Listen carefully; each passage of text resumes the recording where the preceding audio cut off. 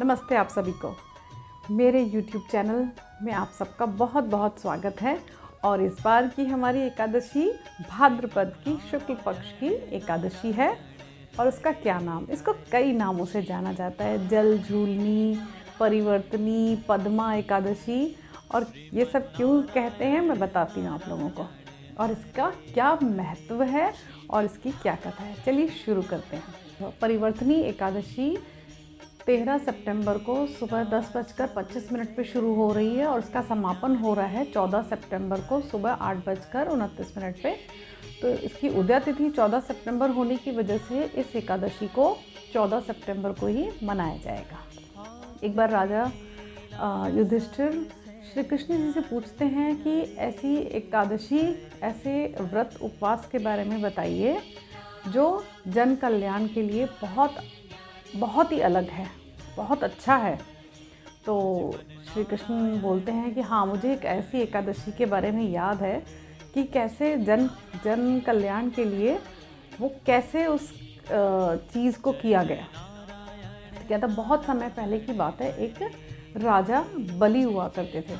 राजा बलि कौन? जो प्रहलाद के पौत्र थे, यानी प्रहलाद जी का पोता। और उसके जो पिता थे वो एक राक्षस थे। तो अब उसमें अपने दादा के भी गुण थे और अपने पिता के भी गुण थे। जो दादा के गुण थे तो उनके दादा के गुण की वजह से वो बहुत दयालु और दानवीर था, लेकिन थोड़े गुण तो उसके अपने पिता के भी थे।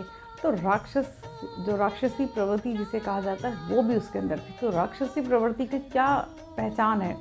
वो चाहते हैं कि सब पे विजय पाना, ताकतवर होना। तो वो भी उसकी एक इच्छा थी। तो उसने ये इच्छा किसको बताई? अपने गुरु शुक्राचार्य को।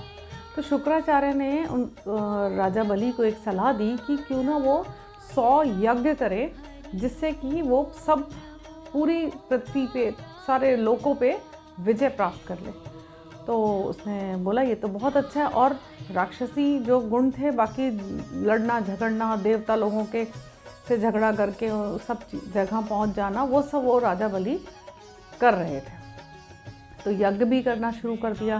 तो अब ऐसे में सब, और वो सबसे ज़्यादा उनके जो प्रिय भगवान थे वो थे श्री हरि विष्णु। और वो विष्णु जी के ही यज्ञ कर रहे थे। और 100 यज्ञ करने पे उनकी इच्छा की पूर्ति हो जाती।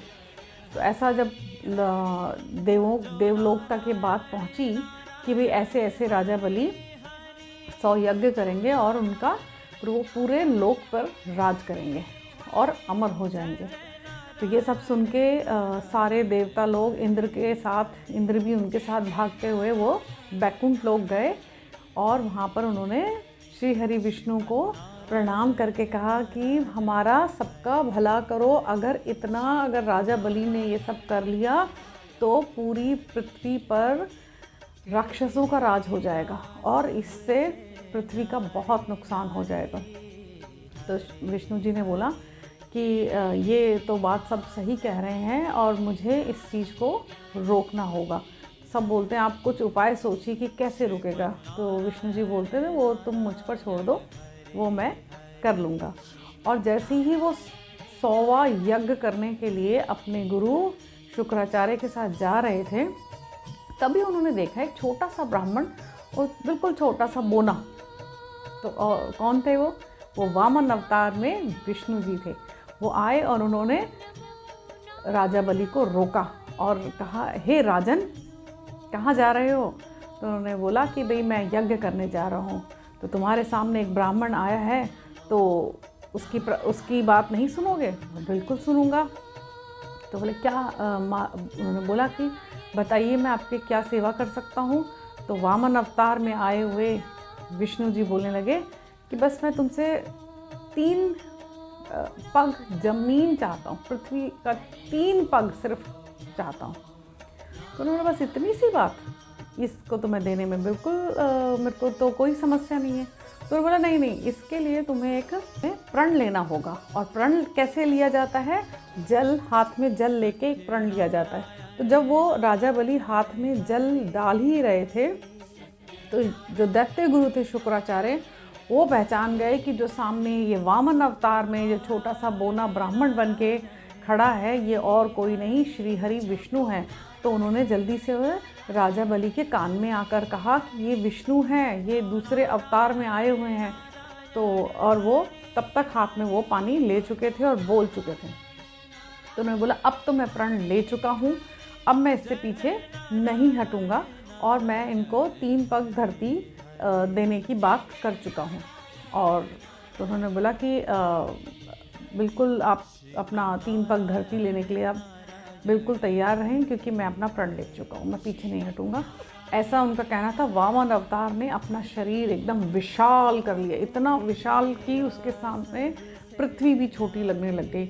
उन्होंने पहला पग रखा पूरी पृथ्वी पर, पूरी पृथ्वी पर रखने के बाद दूसरा उन्होंने रखा आकाश पर। अब तीसरा पग कहाँ रखूँ? उन्होंने पूछा, हे राजन तीसरा पग कहाँ रखूँ?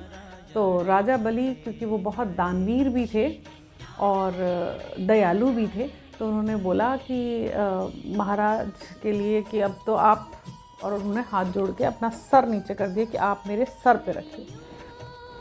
जैसे ही उन्होंने राजा बलि ने बोला और वामन अवतार में आए हुए विष्णु जी ने उनके पैर, अपने पैर को राजा बलि के सर पे रखा और उसको ऐसे दबाते चले गए और वो पूरा नीचे धरती से पाताल लोक में पहुंचा दिया।